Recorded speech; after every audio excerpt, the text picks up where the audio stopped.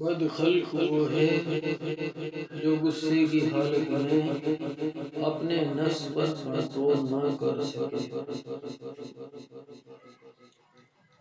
تیرا نفس تجھ سے وہی کام کروائے گا جس کے ساتھ تو نے اسے مانوس بنایا ہے۔ جب آنکھیں نفس کی پسندیدہ چیزیں دیکھنے لگے تو دل انجام سے اندھا ہو جاتا ہے۔ شیطان کو گمراہ کرنے کے لیے کوئی دوسرا شیطان نہیں آیا تھا، بلکہ یہی وہ نفس تھا جس نے اس کو ابلیس بنا دیا۔ تو نفس کی تمنا پوری کرنے میں مصروف ہے اور وہ تجھے برباد کرنے لگے۔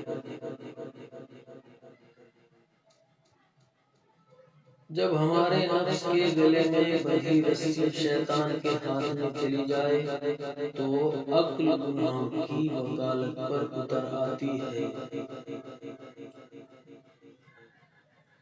برائی کی طرف نفس دوڑ کر جاتا ہے اور نیکی کی طرف اسے گھسیٹ کر لانا پڑتا ہے۔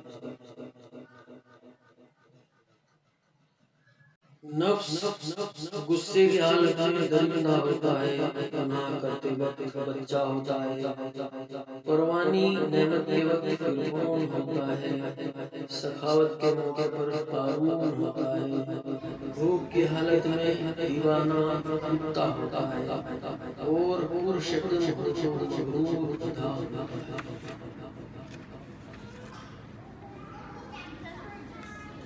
تمہارے نفس کی تربیت کے لیے اتنا ہی کافی ہے کہ تم ان چیزوں سے دوری اختیار کرو جو تمہیں دوسروں میں بری لگتی ہیں۔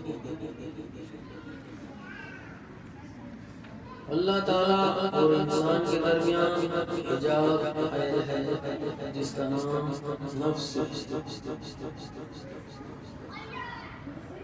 تمہارے نفس کی قیمت جنت ہے، اسے جنت سے کم قیمت نہ بیچنا۔ زندگی کی سب سے بڑی فتح نفس پر فتح پانا۔ اگر نفس نے دل پر فتح پائی تو سمجھو کہ وہ دل مردہ ہے۔